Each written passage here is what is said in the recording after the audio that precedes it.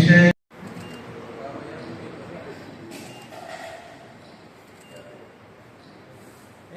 यांचा सन्मान करीत आहे.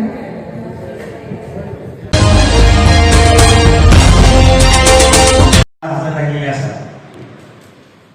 शक्यतो पती पत्नी आणि मुलं एवढेच त्याचे नातेवाईक त्या कार्यक्रमाला उपस्थित असतात. पण आज या हॉलमध्ये बघितलं तर 50% पेक्षा जास्त त्यांचे नातेवाईक उपस्थित आहेत. याच्यावरूनच त्यांनी जमिनीवर राहून नातेवाईकांशी संपर्क साधून सगळ्यांशीच मिळून मिसळून काम करण्याचा प्रयत्न केलेला आहे. याचा एक प्रचिती आणि याचं एक उदाहरण या ठिकाणी आपल्याला दिसून येते. मी पंढरपूर या ठिकाणी 4 वर्ष काम केलेलं आहे. पांडुरंग चरणी आणि विठ्ठल चरणी मी एकच प्रार्थना करतो की त्यांचं पुढील आयुष्य दीर्घायुषी समृद्धीचं आणि आनंदाचं जावं. या निमित्तानं मी माझ्या शुभेच्छा देतो आणि माझाही या ठिकाणी आगमन केल्याबद्दल जिल्हा परिषद कर्मचारी अधिकाऱ्यांनी सत्कार केला त्याबद्दलही त्यांचे धन्यवाद देतो. धन्यवाद. मोठा बाजार भरतो त्या बाजाराचे ते अनभिषिक्त असे सम्राट करते.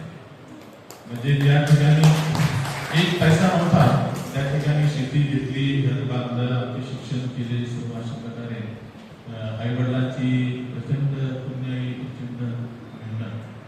तर घोडेगावमध्ये आम्ही घोडेगावमध्येच माझं पालनपोषण झालं. 10वी माझी तिथं झाली. मला एक छोटासा मुद्दा इन्सिडेंट सांगतो. मी ज्यावेळेला 7वीला होतो त्यावेळेला मी असं विचार करायचो की 8वीमध्ये आपण शाळा सोडून द्यायची. शाळा कशासाठी सोडायची? कारण मी 10वीला नापास होणार आहे. मग 10वीला नापास झालो तर सगळ्या गावामध्ये माझी शेतू होईल, लोक लहान नापास झाला म्हणून 8वीमध्ये सोडायचं असं मी प्लॅनिंग केलेलं होतं.